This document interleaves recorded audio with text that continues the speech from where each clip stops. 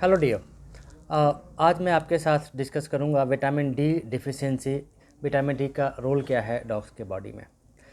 Vitamin D है, ये fat soluble vitamin है और ये बहुत ही इंपॉर्टेंट है in lot of activity inside the body. सबसे पहला आप देखोगे, अगर आप पपी खरीदते हो और उसको विटामिन डी की डिफिशियंसी होती है तो उसको ऑस्टियोमलेशिया की प्रॉब्लम होती है, that is softening of bones. आप बच्चों में देखोगे आगे का पैर जो जनरली स्ट्रेट होता है वो बाहर की तरफ निकलना शुरू हो जाता है, क्योंकि बच्चे का ग्रोथ तो होना शुरू हो जाता है लेकिन विटामिन डी डिफिशियंसी की वजह से उसका बोन सॉफ्ट रह जाता है और बढ़ते हुए वजन को अपने पैर पे ले नहीं पाता, तो ये ऑस्टियोमलेशिया की प्रॉब्लम हो जाती है। दूसरी विटामिन डी की डिफिशियंसी से क्या होती है, कंजेस्टिव हार्ट फेलियर के प्रॉब्लम होती है। हार्ट के लिए हालांकि अननोन बहुत लोगों को शायद ये आइडिया नहीं हो, but vitamin D is very important in heart muscles to function. अगर आपके शरीर में आपके डॉग के शरीर में विटामिन डी की डिफिशियंसी है तो उसको कंजेस्टिव हार्ट फेलियर की प्रॉब्लम आ सकती है। कैंसर का रिस्क बना रहता है अगर आपके डॉग को विटामिन डी की डिफिशियंसी हो, काफ़ी रिसर्च में पाया गया है। तो विटामिन डी इसलिए भी इम्पॉर्टेंट है। दूसरा सबसे इम्पॉर्टेंट, बॉडी में कैल्शियम का लेवल, जो बोन जनरली कैल्शियम स्टोर कहाँ होता है, बोन्स में स्टोर होता है। तो शरीर के अंदर जब कैल्शियम कमी होती है तो बोन से रिलीज होता है, ज़्यादा होता है जनरली बोन में ट्रांसफ़र होता है।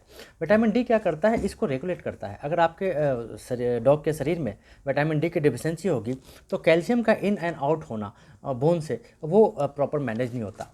उसके बाद अगला देखेंगे कि जो विटामिन डी का लेवल बहुत इंपॉर्टेंट है डाइट में, ताकि कैल्शियम जो वो खा रहा है प्रॉपर बॉडी में ऑब्जर्व हो। विटामिन डी का रेशियो, कैल्शियम का रेशियो, फास्फोरस का रेशियो, ये बहुत इंपॉर्टेंट है प्रॉपर होना। इसीलिए हम डॉग में बोलते हैं कि आप ह्यूमन कैल्शियम विटामिन डी का कॉम्बिनेशन नहीं दो, क्योंकि एनिमल्स में विटामिन डी थ्री कैल्शियम का जो ऑब्जर्वेशन रेशियो है वो ह्यूमन से अलग है। तो अगर विटामिन डी की कमी है तो जो कैल्शियम वो खा भी रहा है वो प्रॉपर डाइजेस्ट नहीं होगा और वेस्ट होता चला जाएगा। आगे मसल्स फंक्शन के लिए विटामिन डी बहुत इंपॉर्टेंट है। नर्व्स फंक्शन के लिए विटामिन डी बहुत इंपॉर्टेंट है। तो ये सारे विटामिन डी का रोल है जो बहुत ही इंपॉर्टेंट है, इसलिए विटामिन डी का खास आपको ख्याल रखना होगा। नॉर्मली आपको पर केजी फूड में 500 unit international unit vitamin D की जरूरत पड़ती है, और ये कभी भी 3000 इंटरनेशनल यूनिट पर केजी फूड से ज़्यादा नहीं होना चाहिए। क्योंकि देखिए विटामिन डी एक फैट सॉल्युबल विटामिन है, नॉट वाटर सॉल्युबल विटामिन।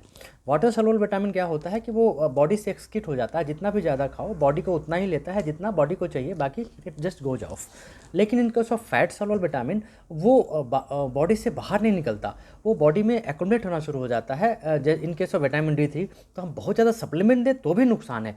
बिना ब्लड टेस्ट किए हुए, बिना वेटरनरी के सजेशन के लगातार विटामिन डी देने से बॉडी में विटामिन डी टॉक्सिसिटी हो सकती है, वो भी डेंजरस है। तो हमेशा डॉक्टर की सलाह लें, और विटामिन डी की कमी होती है इसको ज़रूर पूरा करें। समय पे ये फूड के साथ मिक्स करते रहें। Thank you very much friend, thank you.